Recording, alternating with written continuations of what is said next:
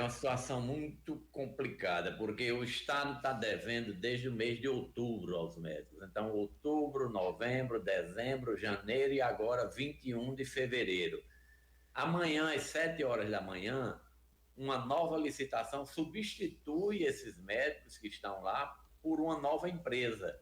Ou seja, o governo não quitou esses 5 meses com esses médicos e tenta colocar uma nova empresa. Então, esses médicos que estão lá, eles entraram num processo de paralisação, né? Desde ontem. Mas o fato é que amanhã, às 7 horas, já não é mais situação de greve. A situação é que se encerra o contrato e assume uma nova empresa, que aí o motivo da reunião que você colocou aí, que eu estava reunido com o Conselho Regional de Medicina e com o nosso setor jurídico do Conselho, é porque até esse momento nós não sabemos se esta empresa tem qualificação, capacitação, número de profissionais suficientes e expertise num serviço como aquele que é a garantia de atendimento de urgência de Mossoró e de uma região de mais de 50 cidades. As informações que nós temos é que há uma necessidade para essa empresa em torno de 45 médicos e ela dispõe de pouco mais de 7 médicos, 7 ou 9 médicos. Então é uma situação crítica que o sindicato e o conselho têm que se envolver para proteger a sociedade, porque essas licitações que o governo do estado tem feito, elas têm, no sistema de pregão, elas têm sido feitas sem exigir, é importante que a população saiba disso, não há a exigência de que a empresa que dispute uma licitação tenha profissionais. Imagina aí, Tiago, uma empresa ganha uma licitação e depois que ganha é que ela vai atrás de médicos para comporem suas escalas. E a qualificação desses médicos, nós não temos nenhuma informação, apesar do edital fixar que eles teriam que ter pelo menos 2 anos de experiência em serviço de pronto-socorro. Doutor Geraldo Georgia Neri, boa noite, seja bem-vindo. Circulou informação também pelas redes sociais de que havia uma orientação de cooperativas médicas para que profissionais não aceitassem plantões dessa empresa vencedora da licitação. O que é que o senhor tem a dizer sobre isso?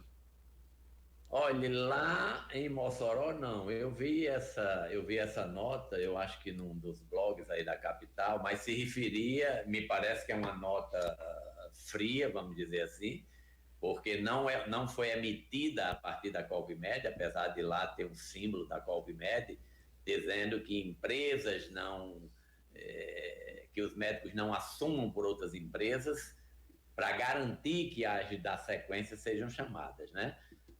Me parece que esta nota não saiu da Colvimed, nem poderia ter saído, a realidade é essa. E quando tem movimentos desta natureza sobre os médicos não assumirem com essas empresas, e o sindicato às vezes faz mobilizações nesse sentido, ela se volta porque essas empresas elas são empresas que burlam legislação trabalhista, legislação fiscal, legislação tributária, ou são falsas cooperativas.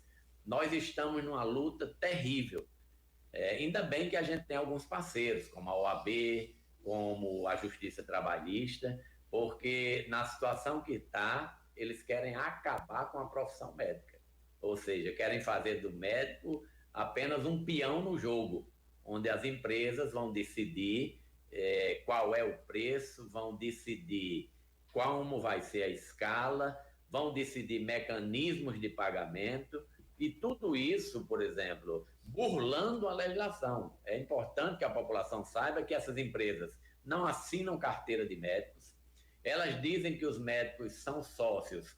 Eu mandei fazer uma investigação aqui, 8 empresas que estão disputando licitações no governo do estado. Dessas 8 empresas, 6 empresas não têm um médico sequer entre seus sócios. Então, quando uma empresa dessa ganha uma licitação, ela vai aliciar médicos, principalmente médicos recém-formados, que aceitam, às vezes, trabalhar por valores que são até aviltantes. Nós estamos até fazendo um comparativo do que é hoje uma consulta de várias profissões da saúde, comparada com o que hoje um médico ganha. O médico está num processo de desvalorização que se as entidades médicas não tomarem a defesa da categoria, daqui a pouco não tem mais quem queira fazer medicina. Porque pagando como se está pagando nas faculdades particulares valores astronômicos, o que o médico ganha hoje por mês não consegue sequer pagar o empréstimo que ele fez no FIES para se formar. Doutor Geraldo, só mais uma última pergunta que eu queria fazer para o senhor é o seguinte, para o usuário que está nos acompanhando aqui, que depende do serviço público, né, que depende do Hospital Tarcísio Maia, qual é o impacto desse problema para os usuários, né? Esses médicos que tiveram um contrato encerrado aí agora e que estão sem receber desde outubro, eles parando de prestar o serviço, quais são as áreas dentro do hospital que vão ser mais afetadas, enfim, qual vai ser o prejuízo para a população nesse momento, até que essa nova empresa que vai assumir, né, ela tenha os profissionais para poder atender toda essa demanda?